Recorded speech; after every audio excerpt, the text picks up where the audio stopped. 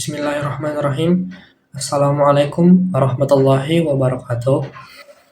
Perkenalkan, nama saya Muhammad Farid dengan NIM 43225008 dari kelas 1B Teknologi Kimia Industri. Baik, pada kesempatan kali ini saya akan memaparkan materi mengenai impuls dan kuantum, yaitu bisa kita lihat semua pada slide yang ditampilkan. Nah,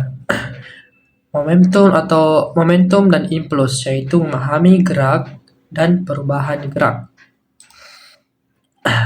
Oke. Nah, mengapa momentum dan impuls itu penting?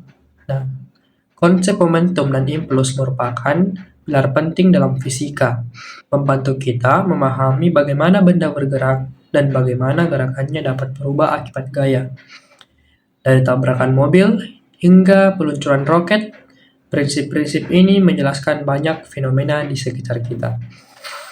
Seperti mekanika klasik, yaitu dasar untuk memahami hukum gerak Newton.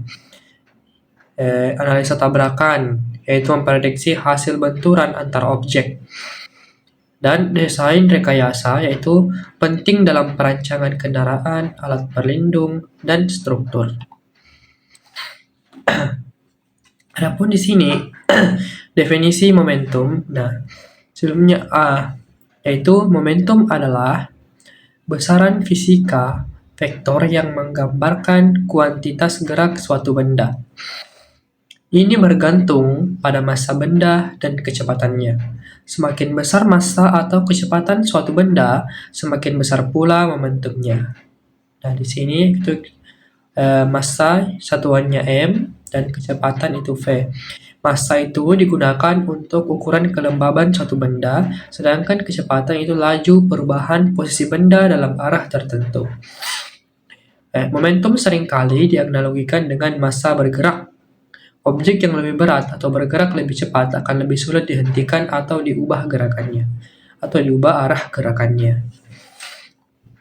Oke, lanjut. Nah, di sini adapun rumus momentum, yaitu mengukur gerak suatu benda.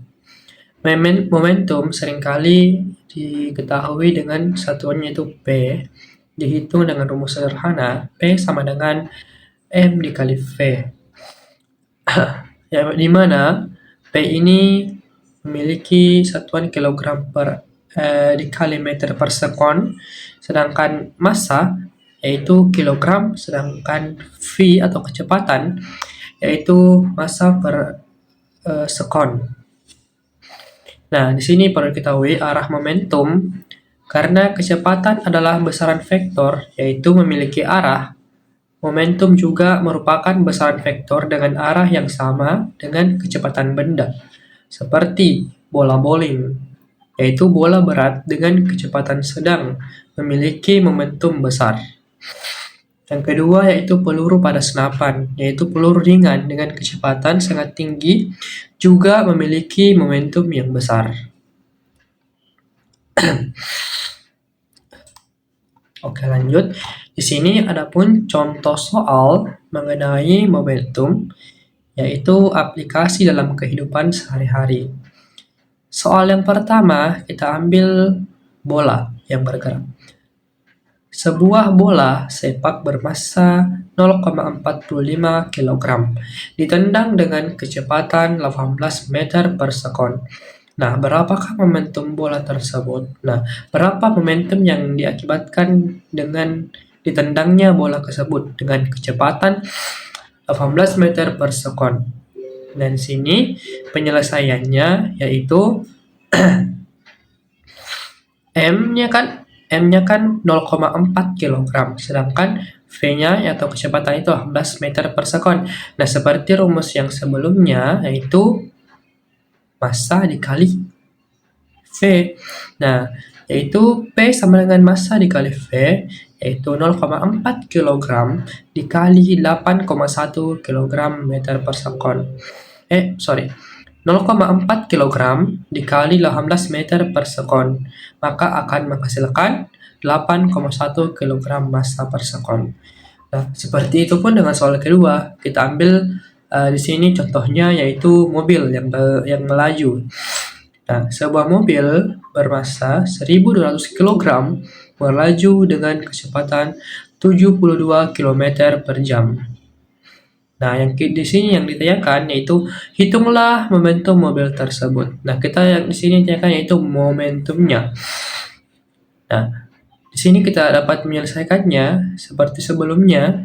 Diketahui bahwa M-nya itu 1.200 kg, V-nya 72 kg per jam, kita ubah menjadi meter per sekon, maka hasilnya sama dengan 20 meter per sekon. Nah, kenapa harus diubah? Karena dari kilometer per jam kita harus mengubahnya menjadi meter per sekon baru bisa dikalikan.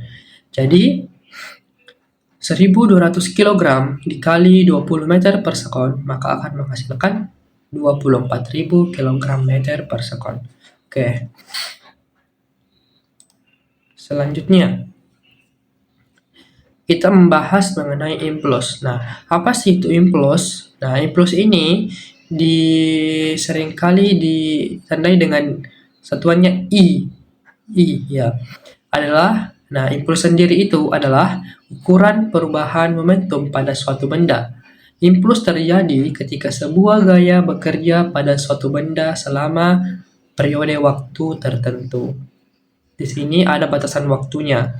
Ini adalah besaran vektor yang memiliki arah yang sama dengan gaya yang diberikan. Sebagaimana gaya sama dengan F, dorongan atau tarikan diberikan pada benda, yaitu dorongan atau tarikan yang diberikan pada benda. Sedangkan selang waktu atau delta T, yaitu durasi gaya bekerja pada benda, itu durasinya. Nah, semakin besar gaya atau semakin lama gaya bekerja, semakin besar pula impuls yang dihasilkan, yang berarti perubahan momentum juga semakin besar. Nah, bayangkan saat Anda memukul bola tenis. Nah, gaya kontak raket dengan bola tenis selama sepersekian detik itulah yang memberikan impuls, yang dimana menyebabkan bola mengubah arah dan kecepatannya secara drastis. Seperti itu. Nah, di sini ada pun rumus impuls, yaitu kita ambil dengan mengukur perubahan momentum. Nah, impuls sendiri dihitung sebagai hasil kali gaya rata-rata atau F-nya yang bekerja pada benda dengan selang waktu delta T-nya gaya tersebut bekerja. Maka di sini dapat kita simpulkan rumusnya I sama dengan F dikali delta T. I itu impuls ya, satuannya Newton per sekon. Newton dikali sekon. Sedangkan F itu adalah gaya rata-rata dengan satuan N, sedangkan delta T itu selang waktu gaya bekerja atau S. Di sini sebagai contoh itu dampak pukulan, yaitu ketika kita memukul lah. Nah, gaya besar dalam waktu singkat. Nah, sedangkan pengereman mobil itu gaya kecil gesekannya dalam waktu lebih lama. Seperti kita pengerem mobil atau motor, maka gaya yang dihasilkan itu lebih lama pada saat proses pergesekannya dengan rem. Oke. Nah, meskipun hasilnya sama-sama berhenti ya, efek gaya dalam impuls sangat bergantung pada durasinya.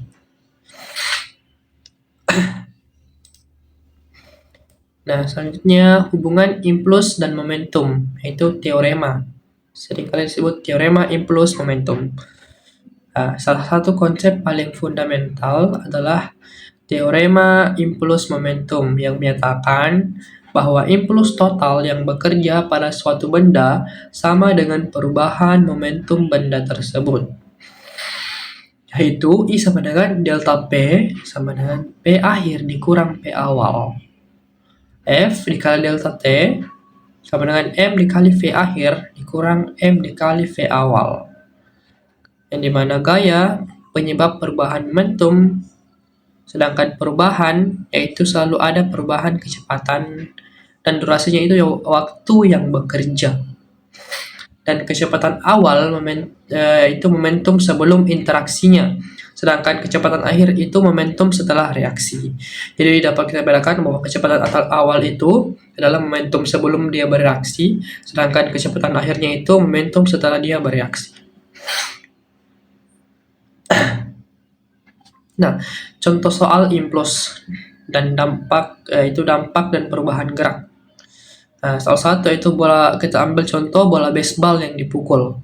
Sebuah bola baseball bermassa 0,5 kg datang dengan kecepatan 20 meter per sekon dan dipukul balik dengan kecepatan 30 meter per sekon.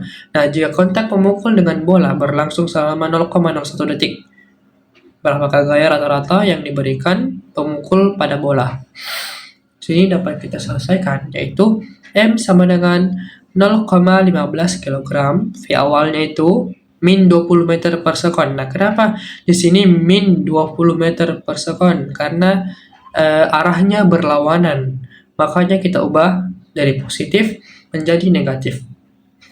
Sedangkan volume akhirnya yaitu 30 meter per sekon. Dan delta T-nya yaitu waktu yang berlangsung selama kita memukul itu berapa pada saat bola memantul, yaitu 0,01 detik. Nah, di sini kita pakai rumus sebelumnya, yaitu F dikali delta T sama dengan M dikali volume akhir dikurang volume awal. Jadi F-nya kan ini yang ditanyakan, makanya kita tulis lagi F dikali 0,01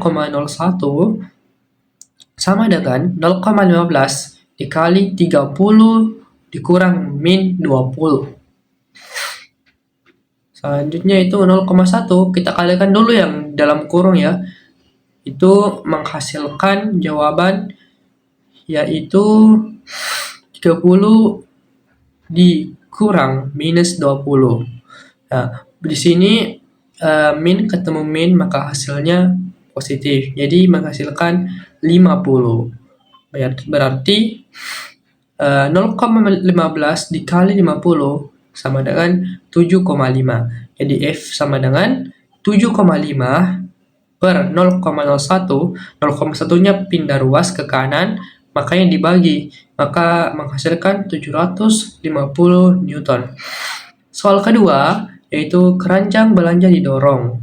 Di sini keranjang belanja yang sering kalian lihat di mall saat beli itu, nah itu bisa kita hitung juga, itu sebuah keranjang belanja bermassa 15 kg awalnya diam ketika kita dorong dengan gaya sebesar 20 N selama 3 detik. Nah, yang ditanyakan itu berapakah momentum akhir keranjang belanja dan kecepatannya. Penyelesaiannya diketahui bahwa massanya 15 kg, gayanya itu 20 Newton, dan delta T-nya itu 3 sekon, dan volume awal itu 0 meter per sekon, karena tidak ada dicantumkan volume awal. Ingat, volume awal itu volume gaya sebelum interaksi. Berarti di sini kita cari dulu dengan I-nya, yaitu F dikali delta T sama dengan 20 Newton dikali 3 sekon, sama dengan 60 Newton dikali sekon. Adapun delta P-nya, yaitu I sama dengan 60 kg meter per sekon. Nah, P akhirnya, yaitu delta P ditambah P awal, sama dengan 60 ditambah 15 dikali 0. Ingat, P awalnya itu 0. Berarti kita kalikan dulu yang di dalam kurung 15 dikali 0, 0. Nah, 0 ditambah 60 kg meter per sekon. Dan volume akhirnya sama dengan P akhir per M. Jadi 60 dibagi 15 dengan 4 meter per sekon. Nah, baik. Mungkin sekian video pemaparan saya yang sempat saya sampaikan. Jika ada kesalahan, mohon dimaafkan. Wabillahi taufiq wal hidayah. Wassalamualaikum warahmatullahi wabarakatuh.